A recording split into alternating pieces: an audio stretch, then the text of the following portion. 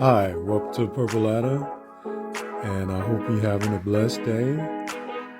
And today, we're on the journey still. 1985, and we're at Around the World in a Day still. And today, we're going to spotlight, or it's not a spotlight, but we're going to talk about the song Around the World in a Day. Yes. Great song, iconic song, underrated song. So, I don't know, I don't care if it sounds like the psychedelic era or the Beatles, Sgt. Pepper, or whatever they want to call it. Nah, it has its own sound. And one thing Prince was just at that time with Wendy and Lisa a fan of the Beatles at the time, and they introduced them to sounds, different sounds, and I'm glad he did it. So before I dive into my own thoughts, we're gonna get into some historical talk, some historical thoughts of this song. Yes, Around the World in a Day is a song performed by Prince and the Revolution, and it's the opening track of the album of the same name. The track represents a completely different direction that Prince wanted to go after the massively successful Purple Rain album and the film of the same name. Yes, background in 1984, roughly before the release of Purple Rain, Prince was looking to go in a different direction and was already starting to record new material for another album as he was preparing the Revolution to go on the Purple Rain tour. In June of 1984, Prince decided to give David Coleman, brother of Revolution and keyboards Lisa Coleman, roughly 2 days of studio time at Sunset Sound Recorders as a birthday present. David and his friend Jonathan Melvoin, who is the brother of Revolution and guitar Wendy Melvoin and Susanna Melvoin, would then record a demo for the track, which was in a skeletal form that only consisted of the song's chorus and tag. David Coleman would later remark on the inspiration behind the track. I wrote the song based on a close friend of mine, but to me she was a high school sweetheart, a young girl from Beirut, Lebanon, named Christine Malouf. Once Prince had heard this demo, he got very excited and decided he had to include it on his next album. After rewriting the lyrics and creating the verses, Prince would record the track in August of 1984 with David, Jonathan, and select members of the Revolution, compiling together a psychedelic message about love being spread all over the world. Originally, the track was slightly funky, but cuts were made to guitar and bass parts for a more minimalist approach.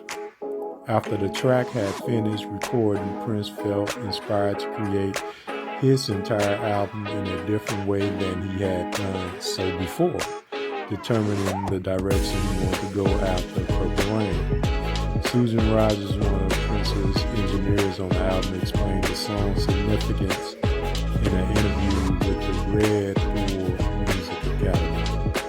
Wow. That was an anchor song. It was a seed that was an important song. When I heard that song and heard how he was talking and how he was writing, I knew this is the approach. This is the world view. Yes, let's get into some personnel information. Alright, Prince lead and backing vocals, Yamaha DX7 electric Lindrum. David Coleman, Al, finger cymbals, Gavuka, cello, backing vocals, Wendy Melvoin, acoustic guitar, backing vocals, Bobby Z, Lindrum, backing vocals, Jonathan Melvoin, tambourine, backing vocals, Lisa Coleman, backing vocals, Dr. Fink, backing vocals, Susanna Melvoin, backing vocals. Yes, Praising the Word in a Day. I love this song. Great song, great opening. I love the feel and the vibes. You got the Middle Eastern, or Eastern vibe, psychedelic vibe, Sgt. Pepper vibe. Yeah, very inspirational. Going back almost 20 years when they was doing this. So they really, it was a great feel, great song. I love this direction Prince was going. This is when Prince really started to get away from the Lynn drum, even though he still had the Lynn drum in that, but he started to really open different various instruments, musicians, different type of working with different type of artists, and this is the introduction, and not on this song, but this is the introduction of Clary Fisher and everything. So you will start hearing Prince in a different light. Most hardcore fans or hardcore people of that R&B family was like, Prince is getting mainstream, he's getting away from this funk sound. But this period, Prince was just opening up to new areas, orchestra, and different type of sound, really opening up the piano, the violins, and things like that. This is 85, 86, this is what you hear. He started to get back later to some of that funk sound in 87, Lynn drum. And one thing about Prince, what I like is he is not afraid to take those chances. A lot of artists are afraid. That's why I can't stick to certain artists. I think people, sometimes want to be safe. No, I want you to take those chances, because you're gonna take those risks, but you're gonna have a lot of success off a lot of those risks. I don't care if you fail. And that's one thing about Prince.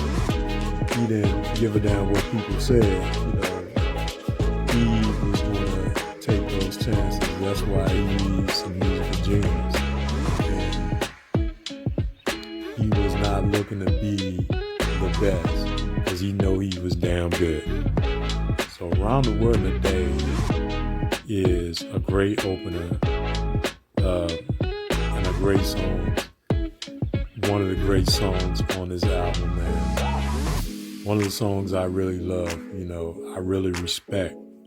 So shout out to Prince and the Revolution and people like David Coleman and Jonathan Melvoin, may God rest his soul, for really participating in this song.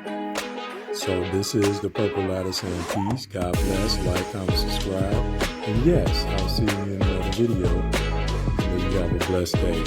Thank you.